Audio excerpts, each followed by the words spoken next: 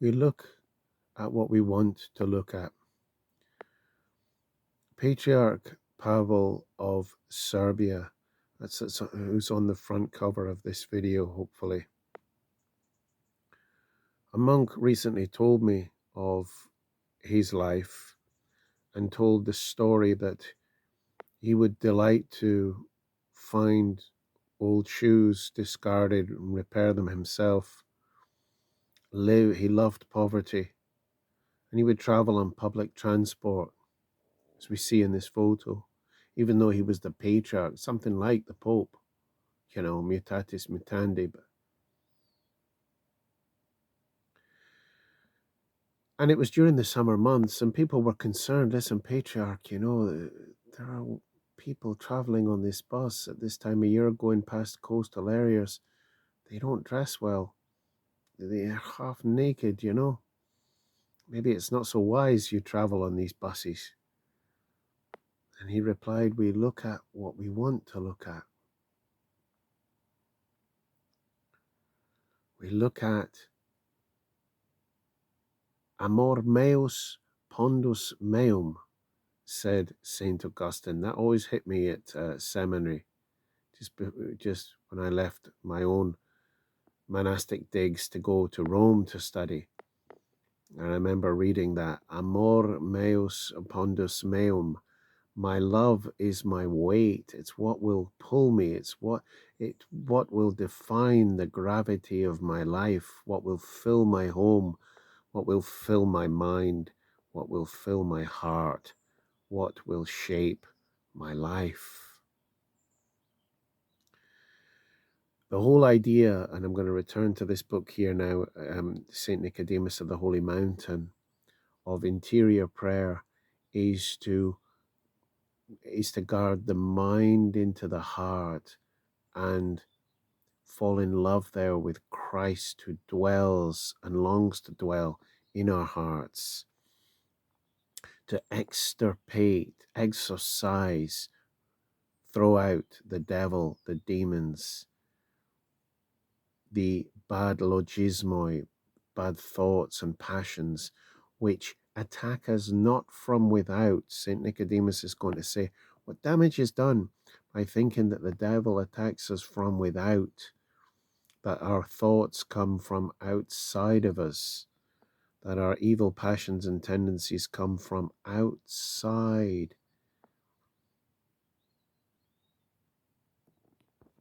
And he's going to say, and I'll quote a few wee snippets, he's going to say things like, look, get into the habit of staying in your cell, and your cell will teach you all things. Don't be going out here, there, and everywhere. And he is writing to lay people here.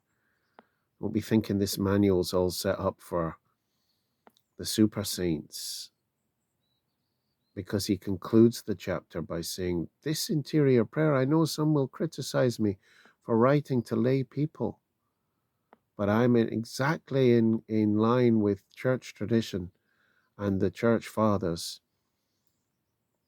and the hesychastic tradition, which he'll demonstrate. And he says, and it's because I care about your souls. I care about your salvation. You need this. So he's going to say, get used to staying in. Get used to living life from the inside out rather than the outside in. Get used to filtering and the weight of our hearts be at our heart rather than at the sense gates. Stay in your cell, if you like, as the Desert Fathers say, and your cell will teach you everything. Right, let's head to St. Nicodemus and see what he has to say on all of this. Right, can't really zoom that in for some reason, but here we go. This is why, again, I beseech you not to neglect this benefit to the soul and salutary work. Abandon constantly going out and the many companionships and the untimely conversations. Remain quietly in your home and preoccupy yourself with the return of your mind to your heart, as St. Isaac has instructed us. We must insist and persist monastically and with simplicity towards our inner self, where there are no impressions of thoughts nor visions of composite things. Visit therefore frequently your inner temple, that is holy unto God, as David desired to do by visiting God's temple. What a beautiful quote here. O Lord, I love the habitation of thy house and the place where thy glory dwells. Psalm 26:8. Banish out of this holy temple every evil passion and thought, as the Lord banished out of the sacred temple of God all the sacrilegious merchants. Such passions and evil thoughts pollute the heart and the temple of God in the heart and deprive us of the grace of God. For as Solomon said, perverse thoughts separate men from God. And again, the thoughts of the wicked are an abomination to the Lord. And after several more quotes, he concludes, no doubt you'll have to make some effort in the beginning, but afterwards you become used to it, and then it becomes all of a sweetness, and you will receive great comfort. I must say, in these summer holidays, I started out with a video on a holiday to the heart, and there's great sweetness to be found, more sweetness than on any beach, and yet the beach is transfigured by the time spent within. Right, this is an important little snippet. Why we must guard the senses. Let me just set the camera there.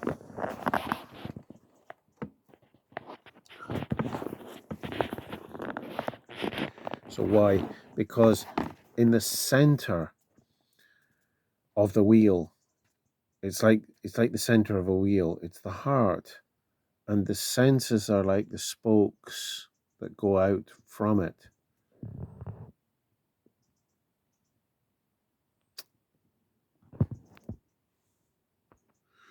The heart is this great unifying force. We live in a time where it's just absolutely tangible that we're poured out in many directions from the moment we wake up until we go to sleep. And even no matter where we live, it's so easy to be poured out, spilt out in a million and one directions and feel, well, that's just the way life is. That's the way it should be. And that's the way it has to be. Or even worse, to think, well, let's celebrate this chaos. So the lines in a circle, when there's lines coming out from a circle, they appear to be many disparate lines, but if seen from the center, they appear as one. The heart is the center of all the powers of the soul and the body. It is therefore difficult, rather impossible, for this heart to be cleansed unless all the other senses and powers of the soul and body are cleansed. For if one sense only or one power of the soul is polluted, the pollution is sent to the center, to the heart. When the heart is polluted, the pollution is transmitted and divided into all the other senses and powers of the soul, as the wise Saint Gregory Palamas has noted in his treatise on prayer. So the sense gates, that's why he deals with each of the sense gates, the eyes, the ears, the tongue, etc., the sense of touch. He deals with each of those in a previous chapter, but at the heart of the matter is the journey to the heart with the Jesus prayer, with inner prayer, to be able to sweetly go beyond these senses. Like the patriarch at the beginning of this video, we look at that which we want to look at. We have a higher calling when we discover the deep heart, when we discover prayer in the heart, of which, I'm just bungling around, learning from the great masters. But it's absolutely necessary. because otherwise one is just left with mere self-denial. And mere self-denial is something like cold stoicism. For most people, it's not going to work. When one has a higher calling, a higher sweetness, it's easy. Like when one is first in love with it with someone, one doesn't look around at all different people in a lustful way, because one has found one's anchor, one's love. Similarly, when one has found one's center, and there Jesus Christ, not navel gazing, falling in love with oneself, there one has entered into communion with Christ, it's easy to turn away from the passions at the sense gates. Or as one, again, a monastic said to me this summer, he said, it's like, say you're coming out of hospital, the doctor says, look, you're full of cancer. You've got a couple of months to live. You've got a month to live. I'm sorry, but at that point, the sense gates are not an issue for you because you've a higher concern. You've got something more pressing to engage with. I think this is what we see in St. Gregory Palamas's writings, that he who's discovered interior prayer has no time for idle gossip and for pouring themselves out at the sense gates. There's something deeper, more sweet, more profound,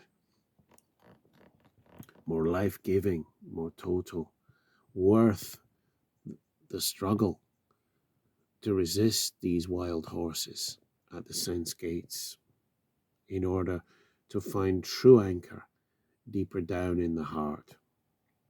And this is a beautiful section which looks at the fruits of this interior prayer from St. Diadochus, I think 3rd or 4th century, one of the early hesychastic writers. He remains always in his heart, avoids all the beautiful things of the world, and living in the spirit, he cannot experience the desires of the flesh. He cannot be concerned with these things. Similarly, such a person also avoids the delusion of the imagination that activates evil and shameful thoughts. And we've seen as well deceptive thoughts, uncertain thoughts, because God is not tailored at the dimension of our imagination or reason. God is above and beyond to be directly experienced in the heart. By lowering quietly his activity, bare and refined, down to the inner consciousness of the heart, he dismantles every heavy idol or image of the imagination on account of the narrowness of the place of the heart, just as the serpent sheds his old skin when it passes through a narrow passage. This is the narrow way which our Lord spoke about. And he quotes St. John Climacus here: close the cell door to the body, the door of the tongue to talking, and the inner gate to the evil spirits. And the Lord knows the conditions that we're in. The Lord knows that we're not monastics with the luxury to necessarily be able to, our whole world isn't tailored for the success of hesychasm or success of interior prayer. Our employers, our employees, our colleagues, the people we serve expect us to be poured out in our work. The Lord knows. The Lord knows the neighbors we have. The Lord knows our finances and all of our concerns and anxieties. But He sees too our efforts. He sees too our efforts and the desire of our hearts. Give me thy heart, says the scriptures. As we go inside, we also learn humility, seeing all the filth, seeing all the disorder. This keeps us humble, allows us to shed copious tears with which to cleanse and bring real change. Now, this point 4 is very interesting. I've actually read that to some extent, one of the differences between Eastern and Western monasticism within Christianity could be, and again, I'm speaking from an ex-monastic basis. I was a Catholic monk, as I've said many times, forgive me. But one of the differences is that we were very penitential and we were very into asceticism, but it was very much external. We had the practices, we slept on the floor, we did many vigils. We didn't do prostrations, that wasn't so much of a practice, but we wore silicios and ate one meal a day and all of those kinds of things, typically. Radical obediences and all the rest of it.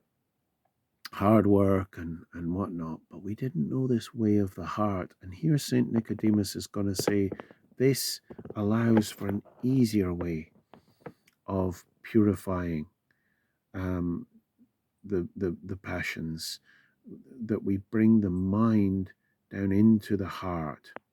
And because it's this center, this radical center, unifying all the disparate elements and components of our being, from our emotions to our passions to our thoughts, and we unify them on Christ there in the center of our being, in the heart.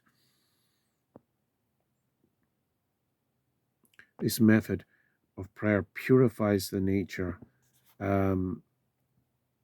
purifies our nature faster, because the very work and the subject matter which is preoccupied is the first Catholic and most comprehensive commandment of all, for man to love God with all his soul, with all his heart, with all his strength, etc.